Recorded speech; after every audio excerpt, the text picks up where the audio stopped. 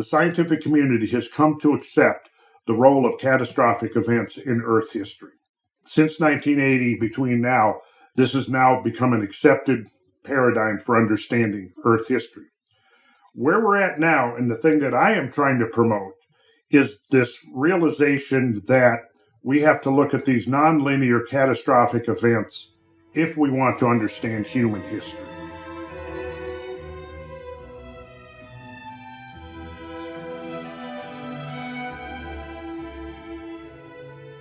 All right, today I've got a very special guest on the show. It's actually the first guest I've had on the Matt Lohmeier Show. In the first 3 episodes, it was important for me to fly solo, as it were, and lay out some background of my own recent involvement in the realm of politics and a military-centric universe, and talk about my own career in the Space Force. But as I've mentioned in those earlier episodes, I'm very interested in getting guests on the show who I've admired, who I've learned a great deal from, and our guest today, Randall Carlson, is one such guest. And so welcome to the show today, Randall. Glad to have you. Well, I'm glad to be here, Matt. Thanks for having me. I feel privileged to be here. Well, Randall, you've got a unique breadth of information at your disposal in that cranium of yours, and I've taken an interest in you for the past several years, and I'm guessing that probably most people that in the past several weeks have subscribed to this show or podcast aren't necessarily familiar with the work that you've done. And so I'd like to take just 2 minutes to open and share kind of a personal story about how I came across your work and why it was appealing to me. And then I'll turn it over to you to talk about who you are and the work that you're currently involved in, and we'll go from there. Now, you're aware, and my listeners aware, that I was in the Air Force, flew jets for the Air Force, but then found myself in the new Space Force. And one of the difficult challenges that our Space Force professionals have when trying to wrap their minds around their mission field and their domain, which is the space domain, is actually taking their bearings on the cosmos and trying to view the heavens properly. It's unnatural for us. We tend to not pay attention to the stars. We tend to not pay attention to both natural or man-made objects that are in orbit around the Earth, and it's really difficult for us to grasp the motions of the Earth alone, let alone how it is that you put things in orbit or how things are naturally in orbit. And so one of the first or basic things that we teach our space professionals when they go off to their basic space training is about basic orbits and about orbital mechanics. And we try and ingrain that in their mind, and we have to show them these 3D representations of the heavens so that they can extract themselves from their geocentric or air domain centric, in the Air Force's case, worldview, and start to think about things maybe from a space perspective.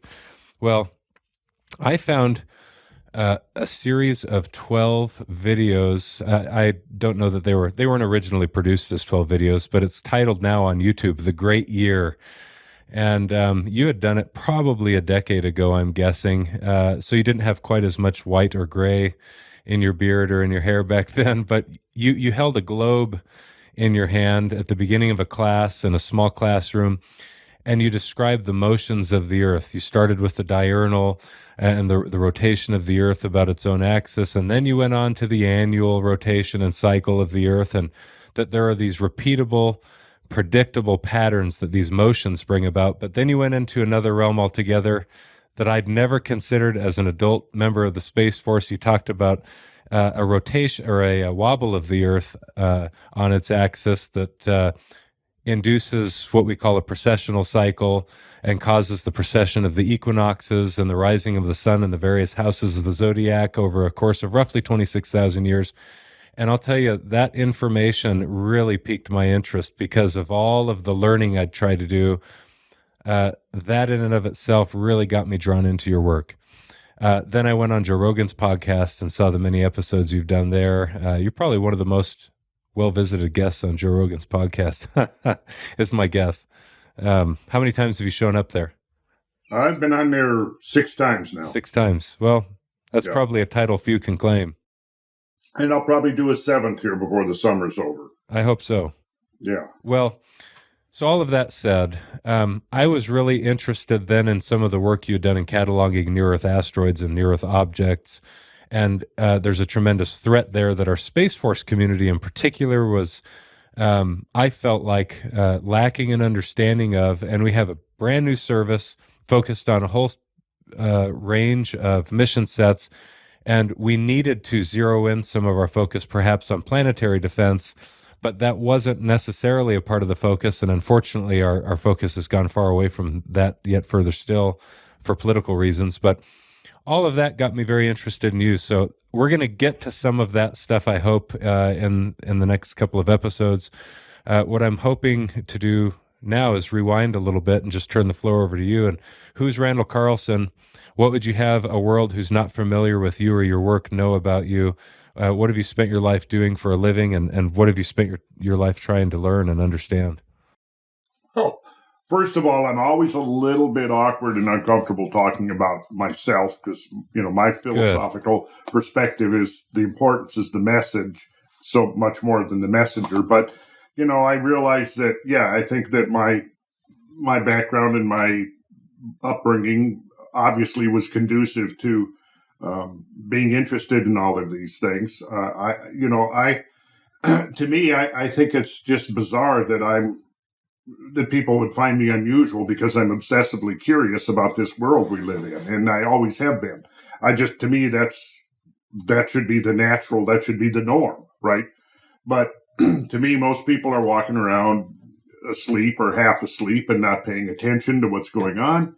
But from an early age, I just had this abiding interest in how things worked. And I would attribute a huge part of my interest in these things to basically growing up in rural Minnesota and living in an area that was pretty much right on the margin of the great ice sheet. There was an ice sheet over, pretty much all of Canada was buried under ice back down to around 13 to 20,000 years ago. And it reached from the Atlantic Ocean to the Pacific and from the northern United States up to the Arctic Circle. And where I lived was an area that was affected by the Superior Lobe, named after Lake Superior, the Superior Lobe of the Laurentide ice sheet. And right there where we grew up, it was an area where the glaciers would wax and wane with a fair degree of regularity. So they completely sculpted this landscape, and it was a very pastoral landscape, very rolling, many, many lakes. I mean, everybody knows Minnesota's well known for its lakes. 10,000 land of 10,000 lakes is actually closer to 15,000 lakes. But we had land, we had property right on the shores of one of these leftover glacial meltwater ponds. And, there was, I don't know really how to explain it, but there was always something to me compelling about the landscape. I would sometimes just for the sake of it, I used to climb up on the roof. We had my father was a house builder, and we lived in a succession of houses that he built. But I would oftentimes climb up on the roof and just sit up there and gaze out at the landscape and have this kind of feeling that there was something like a story there. That, I would look at the lay of the hills and the valleys and just the distribution of the topography. And it always seemed to me on some level that there was some kind of a story there. Even as a little kid, like 9 and 10 years old, I would start getting fascinated by the landscapes. And you would see, like farmers that were our neighbors had, they would have a field that was dedicated to crops. They would rotate. One year it might be alfalfa, one year it might be corn, and they would graze cattle there. But I would notice that on the edges of the fields, there would be big piles of boulders. And they would be linear. And sometimes these boulders would be 4 or 5 feet in diameter, sometimes smaller, but there would be these linear rows of boulders, usually stacked up against section boundaries, because oftentimes properties were divided according to the section. So I would look at that. I would puzzle over that. Not far from where we lived there was a huge erratic boulder sitting right next to the lake. So I have memories of being 6 and 7 years old, just playing up on top of that big boulder, I would usually be up there with a stick or something, and I would be battling off dinosaurs. Usually I was battling dinosaurs when I was out in the woods, or playing. It was pretty. So it wasn't because of something you were reading or studying per se. This is early on, and you're This is naturally very even curious before about I it. learned how to really to read. So when I really felt like I got pretty good at reading, I guess I was about 8 years old, and then I can remember getting maybe it was my 8th birthday, my 9th birthday, I got a subscription to, it was called All About Books. And every month I'd get a new book, and it would be all about electricity, all about the weather, all about reptiles, all about any number of scientific subjects. So I would just, wait every month, when my new book would come, and I would dive into it. So I became an obsessive reader, like between 8 and 9, just obsessive. That's your problem. Yeah, I read constantly. I read. So it was kind of a combination of things. And then, once I hit adolescence, my priorities in life changed from looking at landscapes to looking at, mostly ladies, girls at that point in my life.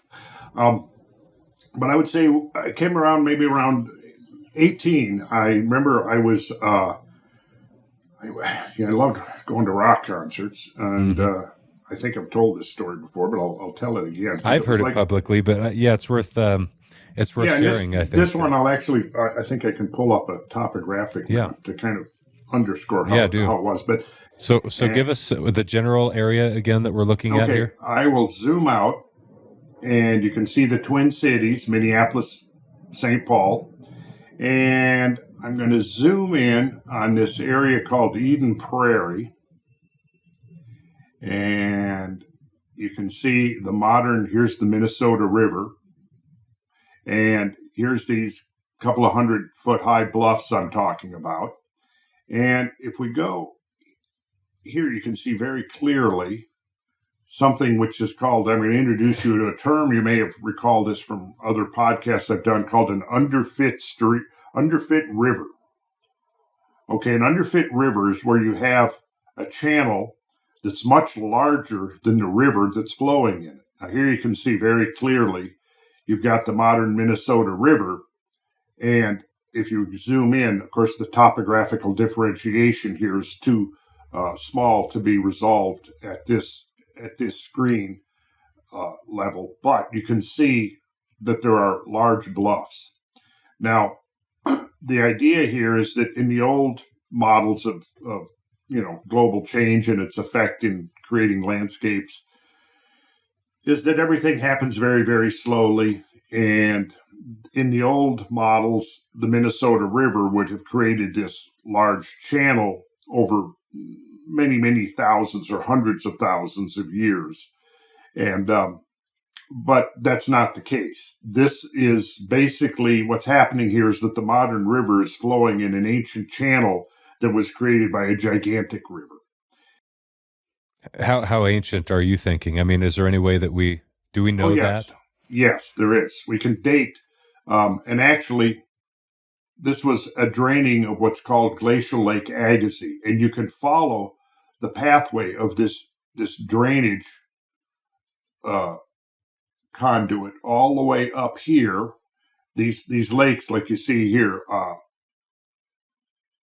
let's see, that is Lac Qui Parle State Park, Marsh Lake. You keep going up here, and you've got Big Stone Lake. Now, Big Stone Lake, that's a clue right there. It's called Big Stone Lake because there are some very large stones there. And most of them show evidence of having been water transported because they're relatively round. But if we come up right up into here, right here, by Lake Traverse, this was the southernmost arm of this gigantic proglacial impoundment of meltwater called Glacial Lake Agassiz. And right here, this was a discharge, the southernmost discharge point of Glacial Lake Agassiz. And so that water flowed down. It cut this canyon or this channel that the modern Minnesota River is flowing in. And again, we can zoom in and you can see the ancient channel with the bluffs on both sides. And then you can see the modern Minnesota River, which is minuscule compared to the channel it is flowing in, but it's natural that channels like this would capture the modern rivers. That once, if you've got 100 to 200 foot bluffs on either side, once the modern river is captured in there, it's stuck there, right? It's not going to flow out of that ancient channel. What is the term again that you used for this smaller river within a larger river basin? An underfit river. An underfit river. And how is that idea or that term related to scale invariance that some people may have heard you talk about? Yes. Okay. So because of, so let's zoom back in. And basically the idea is if you could actually get a close-up view of the modern river, you'll see that there's a set of embankments on both sides, and then there's a modern floodplain.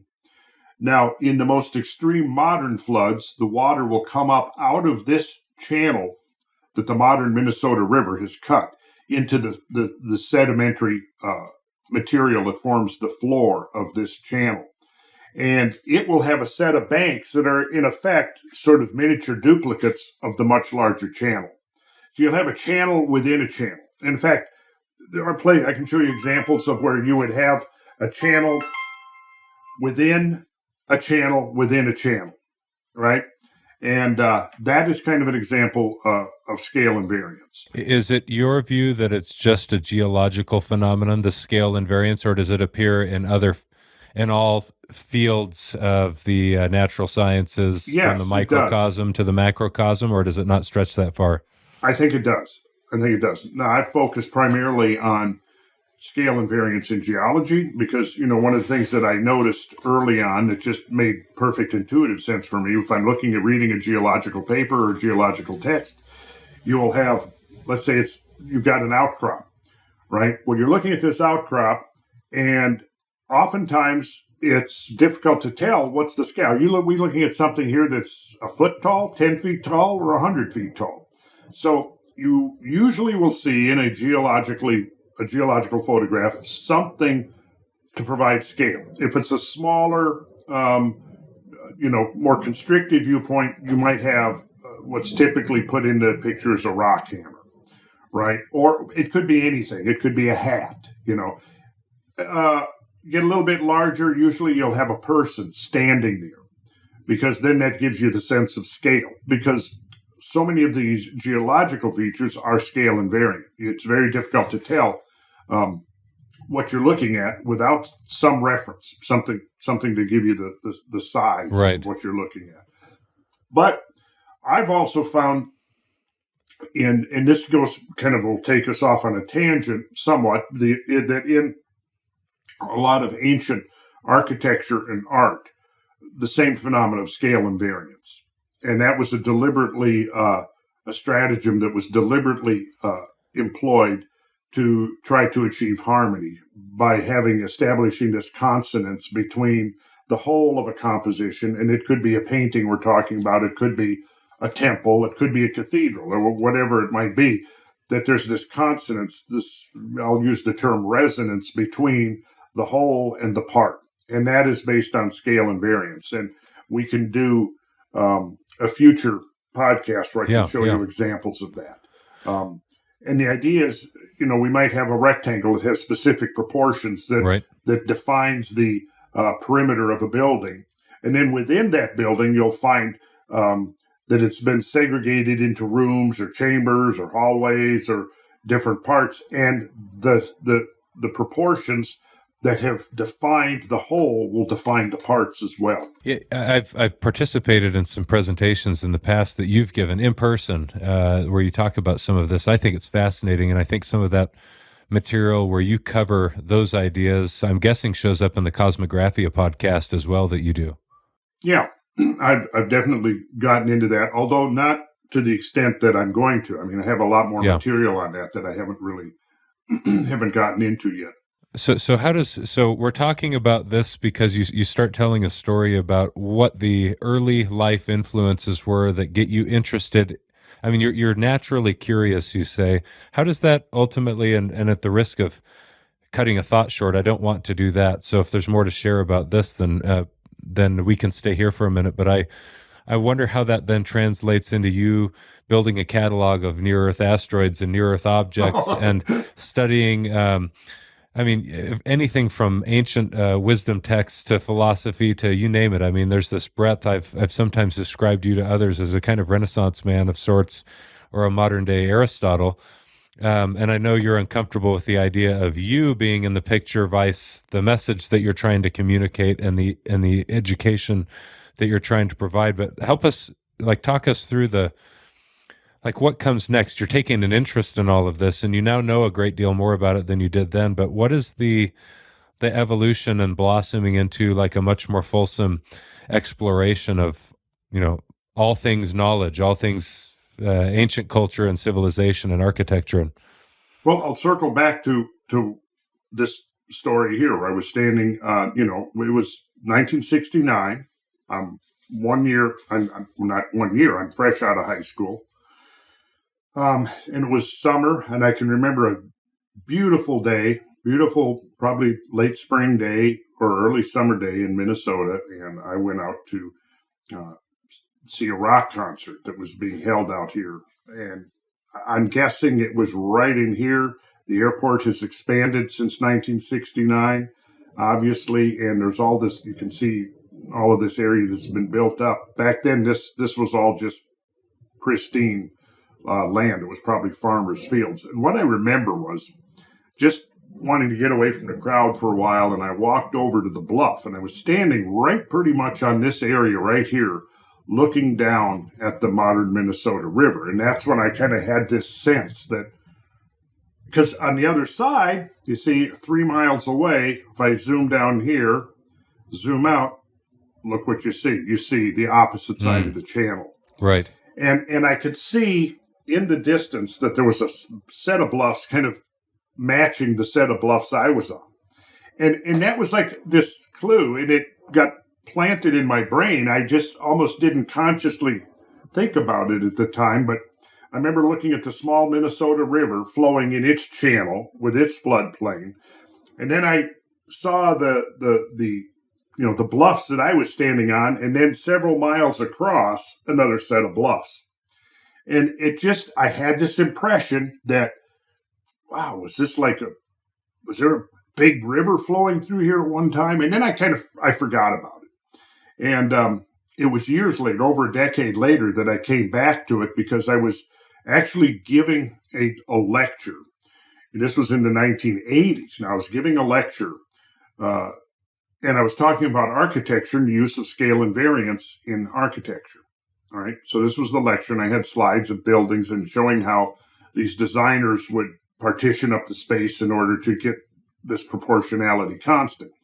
And I made the reference to this right here. And I said, that there was a really big channel that, I pretty much believe, by this time I'd come to believe that, that it was in fact a very big river that made it. And there was a fella in the group there that had a degree. He wasn't a practicing geologist, but he had a degree in geology, and he was very derisive and said, no. That was not that was created over, millions of years. And I said, right. Well, no, I remember his name was John. I said, John, I think you're wrong and I'm right. But we had a kind of an argument, and I said, all right, well, I'm going to get down here. So I actually, that motivated me, and I went and I enrolled, and I majored in geology. Okay. And because, so the upshot of that was that I came away convinced, not just convinced, but knowing that I was right and my friend John was wrong. And, I've seen the studies now done by, highly credentialed paleohydrologists that have looked at this flow through here and have cataloged all of the different kinds of evidence that would lead one to conclude that, yes, this was in fact a very large river that was fed by glacial meltwater, copious amounts of glacial meltwater. They even gave the river a name called Glacial River Warren. And the estimated peak discharge was roughly 4,000 times greater than that of the modern Minnesota River. So I was entirely vindicated in that. And how many times greater than the modern? 4,000 times greater. 4,000 times greater. Right. So in other words, if we look at this channel here, it was cut by a water flow. Let's get down to where the channel is very discrete. It was cut by a water flow 4,000 times the magnitude of the modern Minnesota River. What will you do if the grid goes down? How will you survive without food, water, and heat? Introducing One Sunrise, the first of its kind in massive on-demand power, instantly available at any residential, commercial, or remote location. Power your home, your office, your EV, your RV, your farm, your cabin, your bug-out bunker, your glamping weekend with the family, or all of them. Bring instant power to any situation, anywhere. Non-toxic, cobalt and lead-free, as well as fire-resistant. One Sunrise mobile power stations are made to run in over 100-degree temps or at -20. For when the grid goes down, there's One Sunrise. Visit onesunrise.com to learn how you can prepare today for no power tomorrow. And now that's startling, but I get the sense I'm trying to think about, my viewer or listener to this show who's never perhaps before studied this or considered this. And one of the questions they might ask is, why does that matter? Why does it matter that you were right and John was wrong with regard to these things specifically? And there has to be some importance to this. And then you give, decades go by and you're still studying this, very interested in it. And frankly, many people take interest in this, and I don't want to lead your answer at all, but I personally can't help but wonder if your mention of uniformitarianism versus catastrophism or gradualism versus catastrophism is a part of that for people. And what's your sense about why this is intriguing to people, this information, as if it's new, exciting, a new revelation of sorts, and it doesn't even seem like it necessarily should be, and yet here you are able to present information about it that people aren't necessarily going and learning about elsewhere. So why does it matter? Well, let me put it this way. It matters because we live on this planet and we need to understand the natural forces that work on this planet. And, I think geology was incredibly facilitated by the uniformitarian methodology, which basically says that we use modern processes, we extrapolate from modern processes to try to understand ancient processes that created the forms and the landscapes and the features that we can see, but the forces which created those are no longer operational. So if we look at a large channel like the one I just showed you, the forces that created the modern Minnesota River Valley, which is between 1 mile and 3 miles, even in places up to 5 miles wide, the forces, the paleohydrological forces that created that are no longer operational, right? But it tells us that there is something that affects this planet that's on a scale that's outside of our modern experience. You see, and you see, for a century, geological thinking about Earth history was straitjacketed by the uniformitarian model, which on the one hand is extremely potent for understanding, yes, because we do look at modern processes and that really does help us to understand the ancient processes, right? The problem is that it became so entrenched dogma that anything outside of the uniformitarian model was considered pseudoscience and fringe, and therefore was rejected. And this goes back, I think, to the early days of geology when you had this, this controversial dichotomy between the religious interpretation of Earth history and the nascent scientific interpretation of Earth history. Now, you had geologists, interestingly, and this would be a very interesting topic for a conversation we could have in the future. Yeah, most of the original founders of geology, William Buckland, Georges Cuvier, Adam Sedgwick, Roderick Murchison, we could go through the list of those. They all were almost to a man catastrophists. Mm-hmm. They believed that the features and things that they were seeing in the landscape could only be explained by means of catastrophic, outsized type events. What happened when you get sort of to the mid-19th century is you had Playfair, Lyell, and Hutton were the three who essentially codified the uniformitarian interpretation of Earth history. And again, like I said, it was very potent, very powerful for understanding sedimentary processes, understanding erosional and depositional processes, all of these things. But it became codified as dogma by the time you get to the establishment of geology as an academic discipline in the late 19th century. They wanted to basically come up with this textbook framework that could be codified and taught as dogma, right?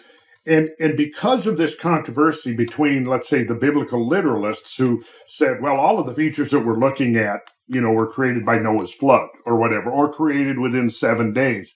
That controversy and that battle between the fundamentalist religious worldview and the scientific worldview went on for several centuries. And even in the 19th century, the pogroms and the heresies, the suppression of heresies, were still fresh in people's minds. So it was like, okay, we're gonna put the study of Earth history onto a scientific footing, and we're gonna do away with things like Noah's flood, right? So it's Right. like we're liberated from it. We don't have to think of everything that we're seeing as being the consequence of Noah's flood. Well, what they did was they went too far. They went to the other extreme, and so now everything really became millions of years, one grain of sand, one drop of water at a time. And if you've got enough time, see, one of the things that allowed for that change in perspective was the fact that we shifted from a model of Earth history that only allowed for, say, 6,000 or 7,000 years to now we've got millions of years. So it's like what they were able to do is to say that if you're thinking that all of the things that we see in the land around us were created, in a geological eye blink, 6,000 years ago, that necessarily implies catastrophic rates of change. And now we shift to millions of years. We don't need catastrophes anymore because we can now bring in the time element to say that it takes millions of years. We can create Grand Canyon in millions of years. We don't need Noah's flood to create Grand Canyon, for example. One of the things I've come to appreciate about this information that you share ad infinitum on podcasts and things is that I've come to believe that my own religious worldview, which I understand everyone has their own unique religious worldview, and they've got different flavors of Christianity, from everything is entirely symbolic that they're reading in the pages of the Bible to everything is terribly literal and how dare you say otherwise, and everything in between. But I've come to believe that much of the understanding that we've been able to gain in the sciences in various fields of inquiry, like your geological studies, for example, or our understanding of the cosmos, isn't necessarily at odds with the religious texts. It's just a matter of understanding both fields of inquiry, both the religious on the one hand and the scientific on the other. What's your view on that? My view is entirely in line with that. That I look at the religious texts as being sources of profound information. Again, talking about future podcasts, I'm not prepared to do it today, but it'd be maybe interesting to go through the Noahite accounts of the Great Flood. Compare those, for example, to some of the other accounts, the Greek account of Deucalion and the Great Flood. There, the Sumerian account of Utnapishtim and the story of Gilgamesh, and look at the parallels there, but also to see that there's an underlying strata of scientific plausibility when you kind of look at it through this altered lens of catastrophism, and you realize that ancient scripture, ancient mythology, legends, and so on are replete with catastrophism. So in a way, we've come full circle. See, our ancestors fully believed in a catastrophic world and believed in a catastrophic world right up until the advent of modern geological theory. So what happened is that you had geological uniformitarianism or gradualism entrenched through most of the 20th century. And of course, there were major exceptions to that. One of those, the most prominent in my mind, was the work of J. Harlan Brett, who studied the Great Missoula floods, or Spokane floods, as he called them, out in the Pacific Northwest. And when he first published papers in the early 1920s proposing there had been a gigantic flood that had sculpted the landscape of the Pacific Northwest, he was pretty much dismissed as a crackpot. And the geological community at that point that had become established over like the previous two generations said, okay, we have to stamp out this heresy because he's trying to bring us right back again to, biblical literalism and Noah's flood and things like that. This is getting dangerously close to, supernatural stuff. Right. Because we haven't seen anything on the scale that he's invoking in modern times. Therefore, it didn't exist. And when they challenged him to provide, okay, you say there was these gigantic floods, right? Well, what was the cause? What was the source of these floods? He wasn't able to come up with anything. He said, well, it had to have been some accelerated melting of the great ice sheets that at this point now, ice ages have been well established, right? Primarily through the work of Louis Agassiz. But by this time, ice ages have become firmly established. So he said, well, it must have been some accelerated melting of the ice sheets. And the response was, well, what causes an accelerated melting? And he didn't really have anything. So they said, well, right. If you can't provide a cause for these floods, right. They didn't happen. That was basically the response. His response to that, well, I don't know what happened. But look, I've spent, at this point, up to like 20 years documenting discrete types of evidence that all together, like you could take one thing, for example, let's say a recessional cataract, which is a horseshoe-shaped cataract in the bedrock, similar to Horseshoe Falls at Niagara Falls, right? Or you can look at a valley train extending off of a hill that is 2 miles long, filled with boulders, huge boulders, right? Or you might look at potholes. I mentioned potholes earlier. There's a whole suite of features that you could go through, maybe 20 to 24 different types of features created in the landscapes by events that we'll call outsized events.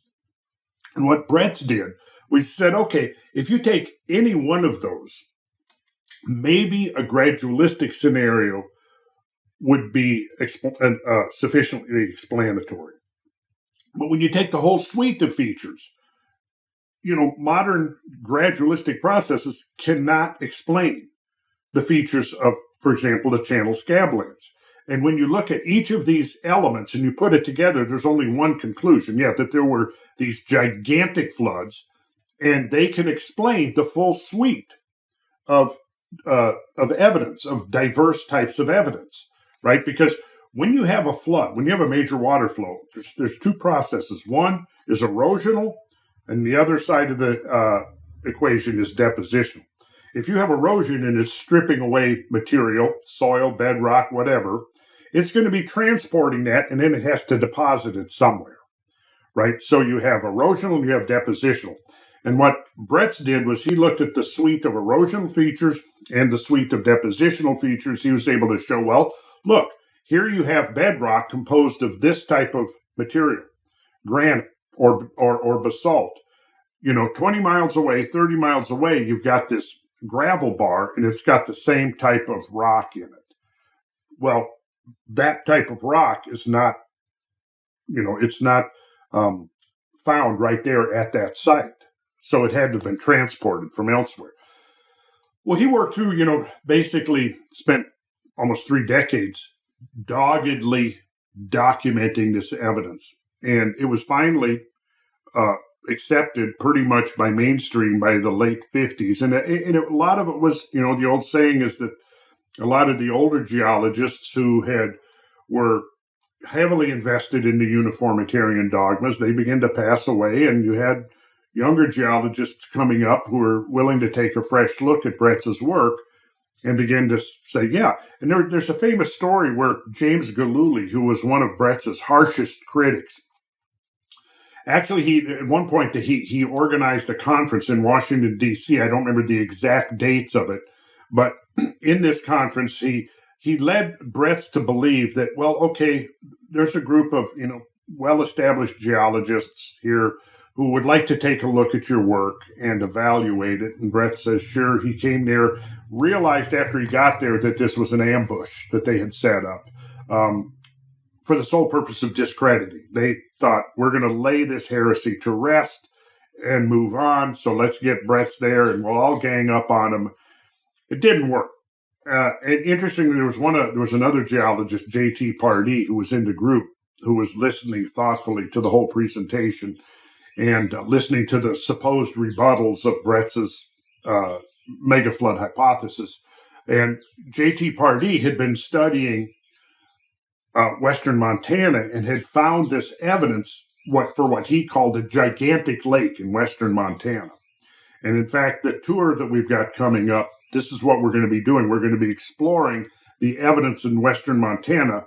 A lot of it, what J.T. Pardee was looking at way back, wrote his first paper published in 1910, which was the very first scientific paper he published in his career as a geologist.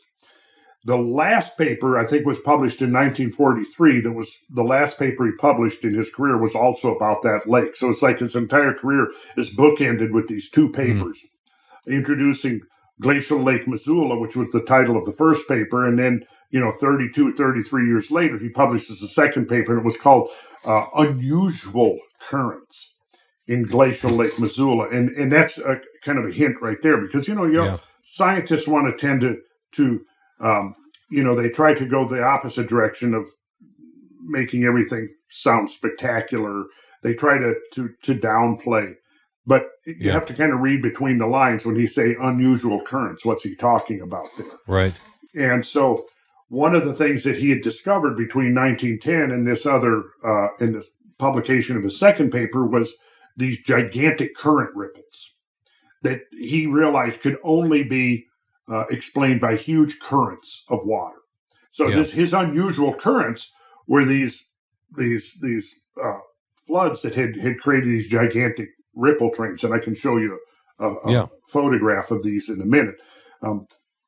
So then the other thing he looked at was there's a section called Eddy Narrows, which is a relatively straight section, maybe 10 miles long, with a relatively continuous channel profile. And a very easily measurable gradient. So in hydrology, there are formulas you use to try to determine peak discharges, and basically they're predicated upon the channel geometry, the high water marks, the gradient, all of which contribute to the steeper the gradient, the faster the flow. Right? That's going to just make intuitive sense because what you're looking for, peak discharge, you're looking at cubic feet per second, cubic meters per second, whatever. And then you put in a coefficient that accounts for the amount of turbulence in the water, which is going to be a function of channel irregularities. A very smooth channel, like an artificial conduit, will have very little turbulence introduced into the water flow.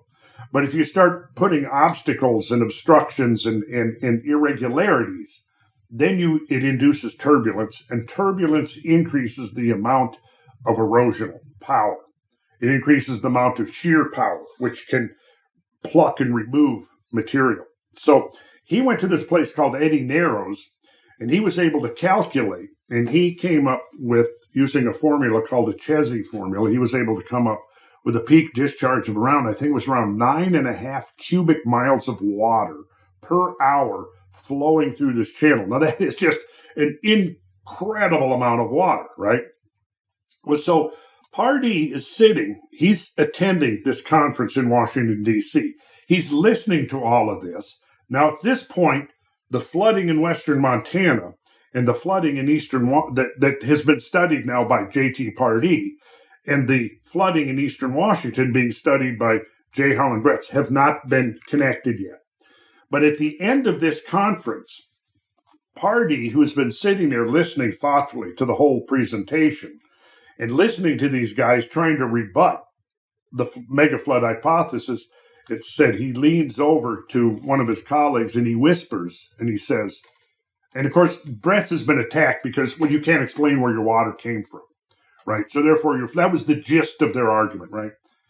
At the end of the conference, Pardee leans over to one of his colleagues and he whispers and says, I know where Bretz's flood came from. See, right there, that was the beginning of this paradigm shift. Because now, here's what happened. Geologists up and coming now, they've been indoctrinated into the uniformitarian framework of thinking, right?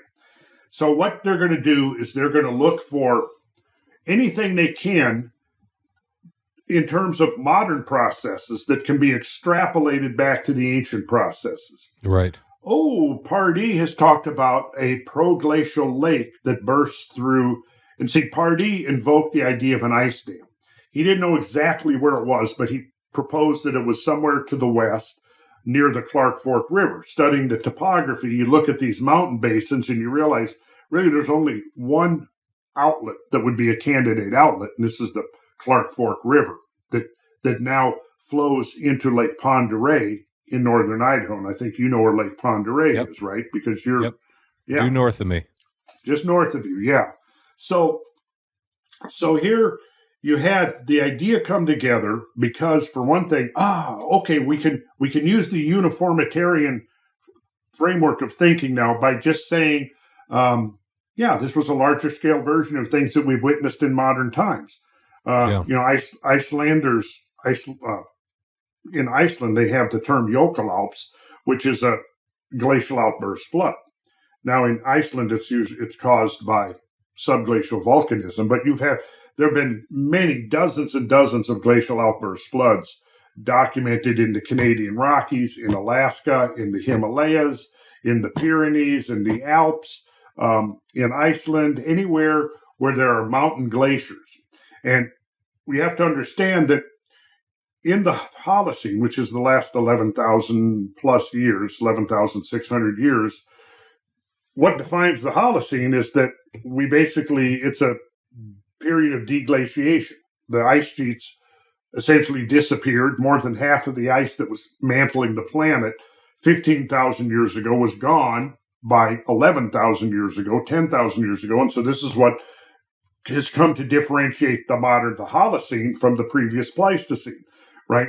Well, the Holocene was pretty warm. In fact, I can show you reams of evidence to show you that most of the Holocene has been warmer than now. This is a fact.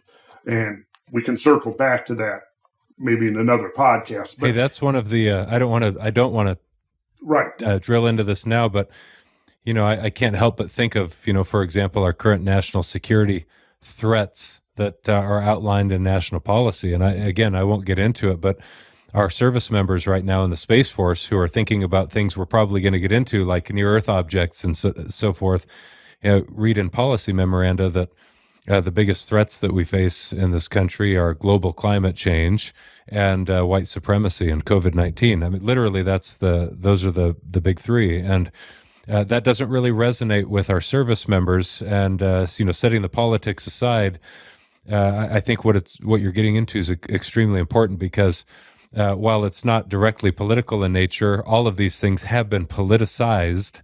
And it's unfortunate because just a little bit of understanding geology and some of the Holocene history that you're talking about here can really help put some current political arguments into perspective, I think. Absolutely.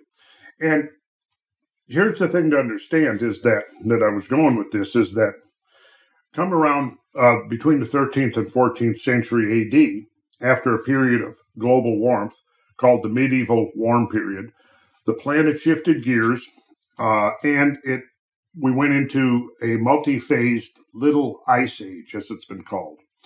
The planet began to cool in the late 1200s. It accelerated into 1300s.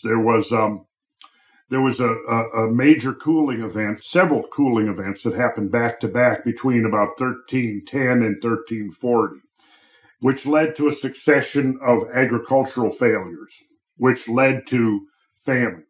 The famine led to compromised immune systems, which led to the onset of the bubonic plague. And this wiped out, a third the population of Europe. It was a horrible thing that happened. And it was a consequence of global cooling. Was it more serious than COVID? Well, let's put it this way. There were so many corpses lying around that there were not enough living people to bury the corpses. Horrific things. Yeah, it was horrific. That was truly a pandemic, right? Yeah. So here's my point is that I'm getting at is that during this little ice age, globally, glaciers grew to their largest extent that they have been in 10,000 years of the Holocene. Okay, we got to put that into perspective, which is not usually, declared, because people are being led to believe that so much of what's happening now is unprecedented. But you understand that the modern warming, which is the end of the Little Ice Age, goes back to the mid-19th century, early to mid-19th century.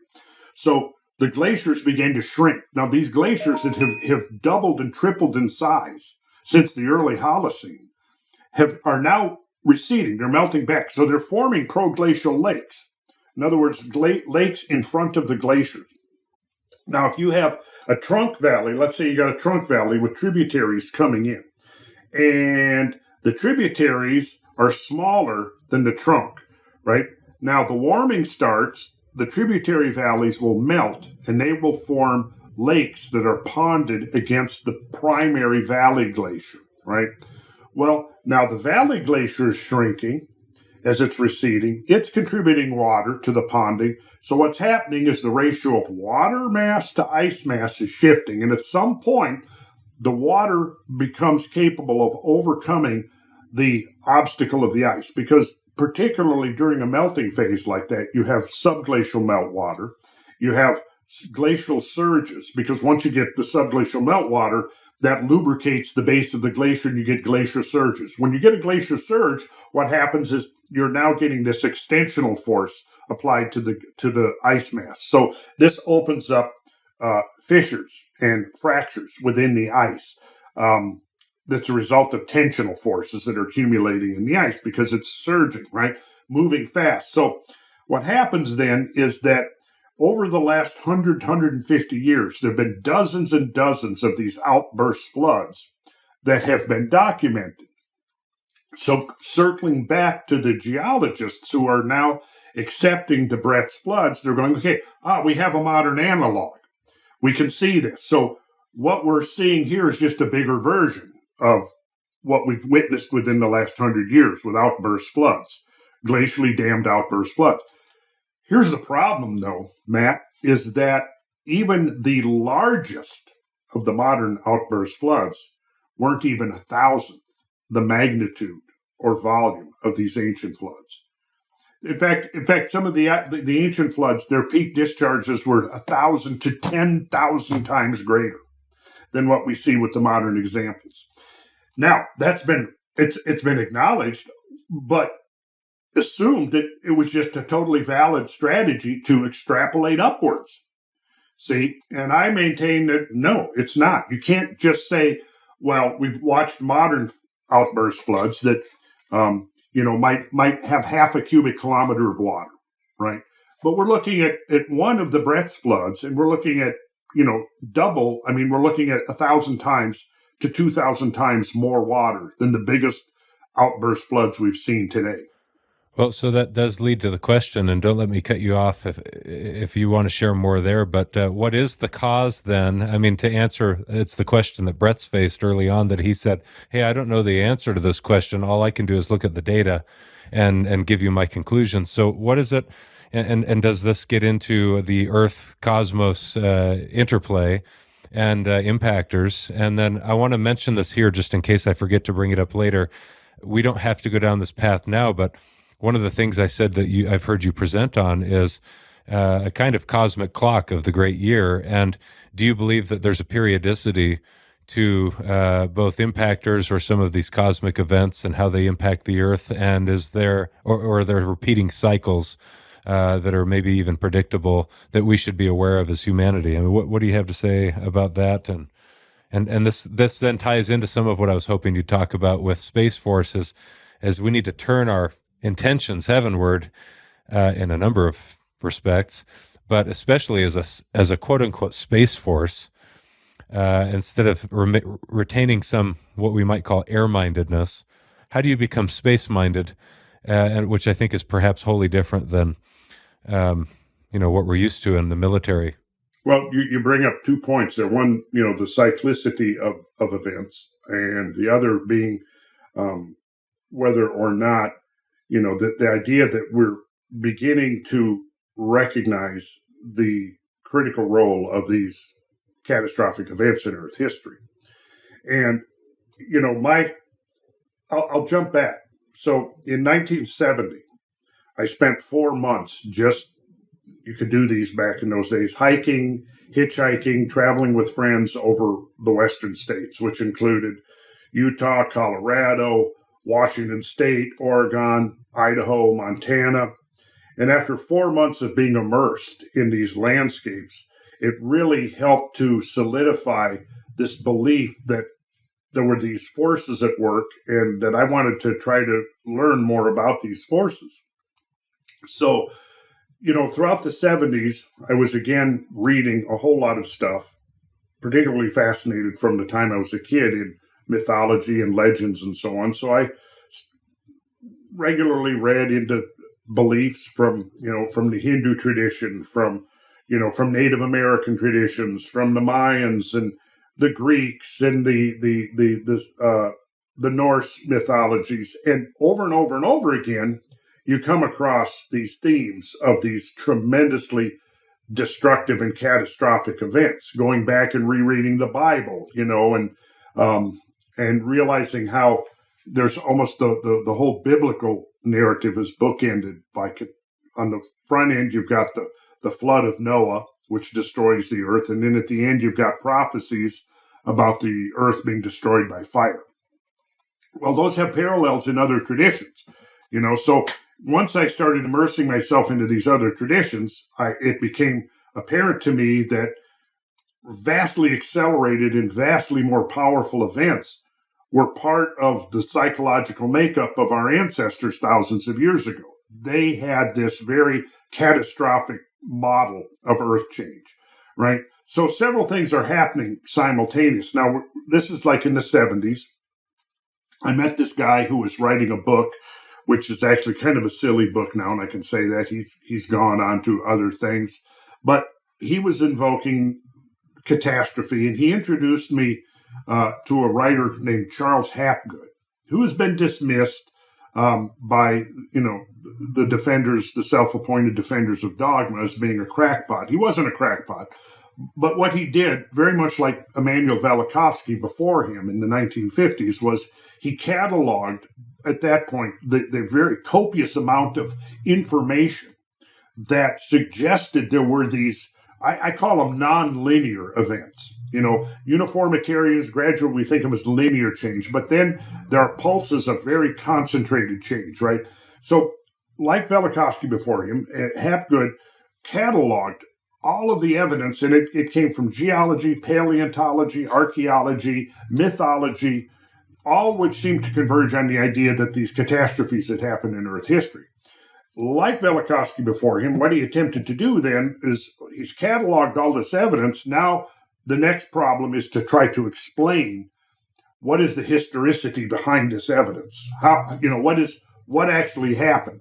So Velikovsky, he went off into astrophysics, which was outside of his field, and he got savaged for his attempts to explain the catastrophic episodes in Earth history based upon his model of astrophysical change. And what they did was essentially threw the baby out with the bathwater kind of thing. Well, you can't come up with an explanation for all these catastrophes, therefore they didn't happen. But his book, Earth in Upheaval, unlike a couple of his other books, which have been pretty much discredited, that has stood the test of time, because a lot of the stuff he documents in there is very solid evidence for catastrophic events in Earth history. Now, Charles Hapgood did a very similar thing. He had, and so I was. Well, I thought that was Charles Hapgood's book. So it's Earth in Upheaval. Earth in Upheaval is Velikovsky. Okay. Path of the Pole is Hapgood. Yeah. So he wrote this book in the 50s, and then he updated it in the 70s, and he called it Path of the Pole.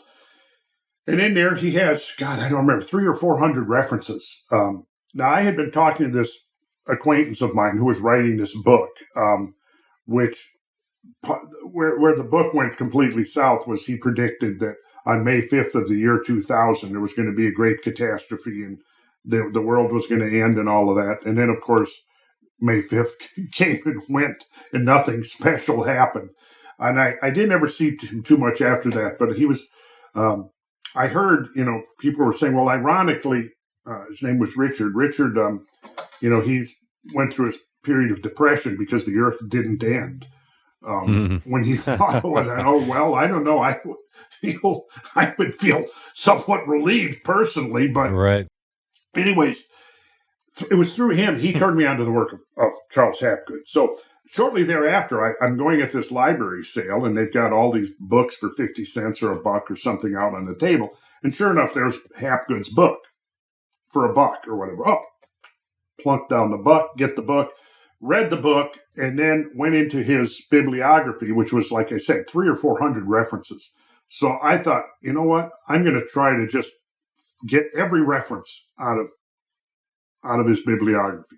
And I did get most of them and read through them. And so that was 78, 79, 80, right in there. So then 1980, you may recall, that was the year that the work of Walter Alvarez and his team was published. Now, I mentioned earlier when I was one of those boys growing up in the 50s and early 60s that was obsessed with dinosaurs, just completely obsessed with dinosaurs. And so I read books on dinosaurs. I built models of dinosaurs. I watched any movie that they came out with no matter how cheesy, with dinosaurs in it. And I kept my obsession with dinosaurs right up until I traded dinosaurs for girls. And then at that point, I kind of forgot about dinosaurs for a little while. But the thing was, when I was a kid, I had this Viewmaster, you called it. It was a little, I don't know, a lot of boys, kids. I know what you're talking about. Yeah. So one of the three reel sets that I had was about dinosaurs.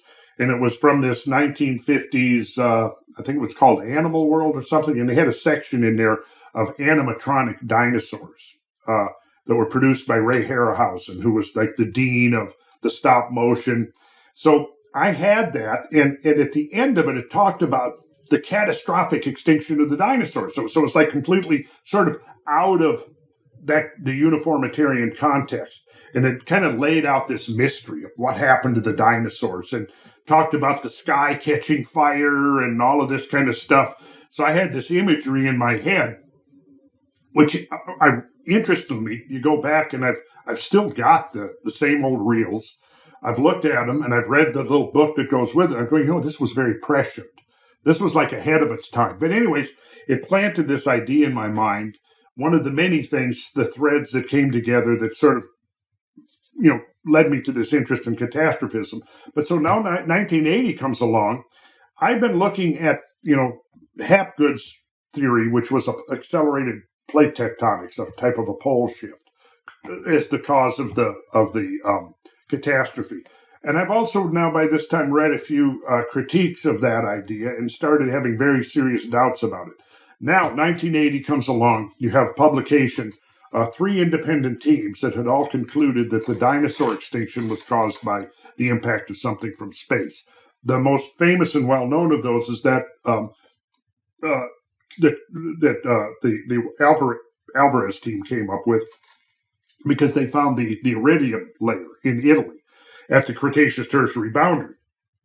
And they saw that this iridium enhancement was roughly 100 times, I think, about more than the background amount of iridium, either in the strata above or the strata below, which led them to believe, because they knew that iridium was rare in the surface of the Earth, but abundant in meteorites and asteroids.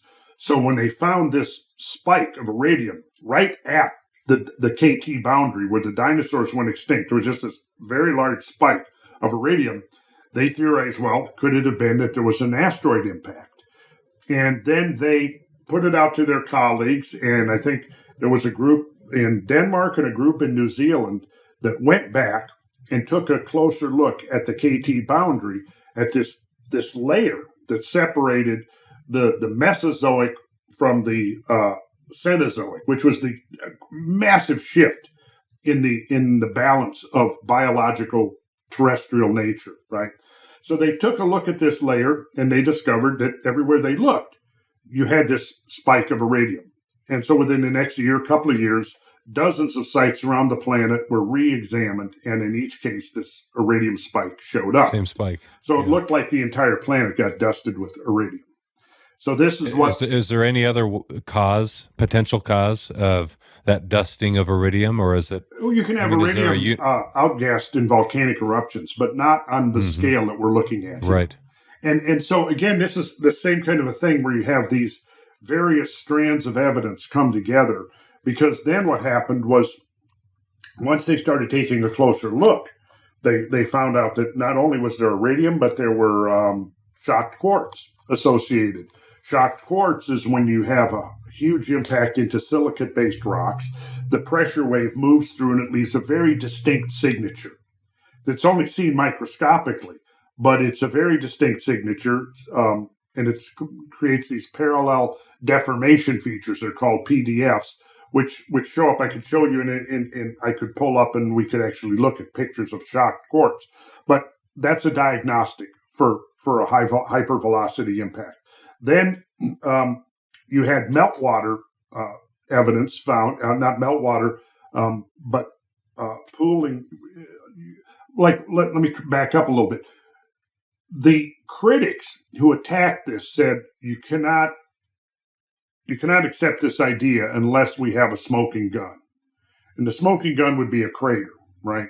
So the hunt began in the 80s for a crater. They looked at multiple, at one point the Manson crater in Iowa was being invoked. But once they learned more about the Manson crater in Iowa, it was too small and it was too early to have been a KT boundary candidate crater.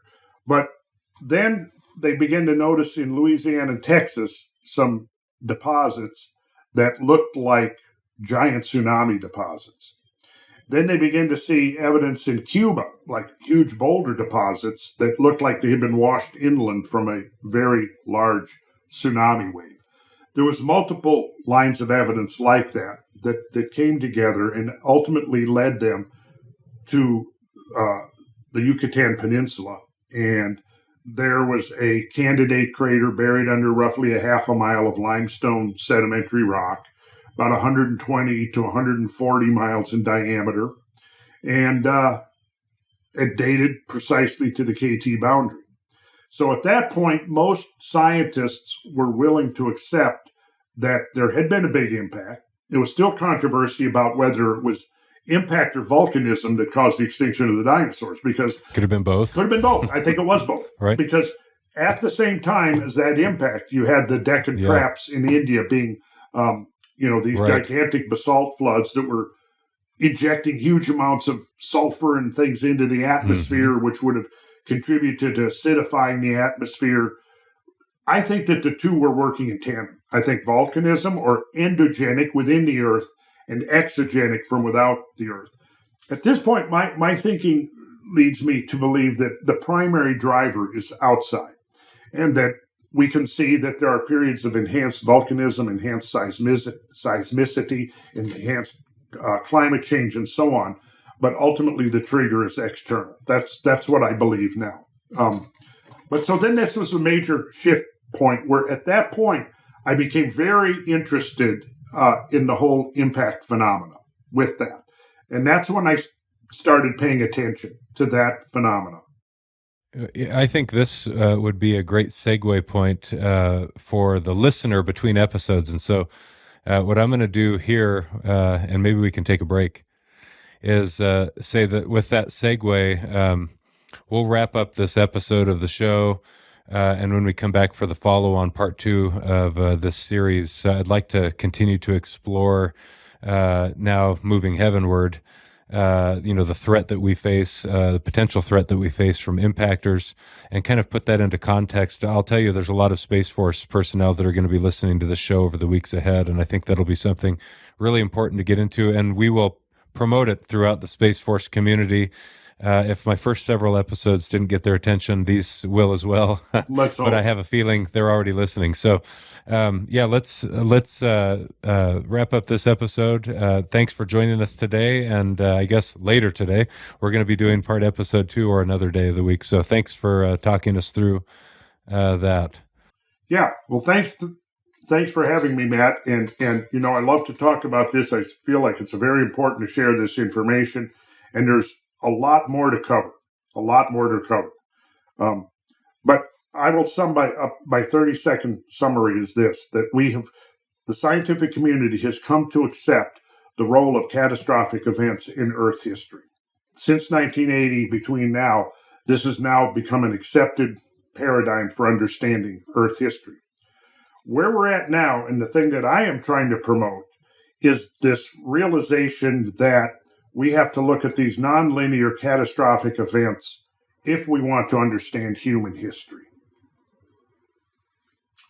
And I think that's where we can pick it up, because just like there have been mass extinctions in the biological realm due to these catastrophic events, these immensely violent and destructive events, I think we see the parallel when we look at human culture and human civilization, that I think we can actually invoke this model that there have been civilizations on this planet that have gone extinct because of the very same types of natural processes.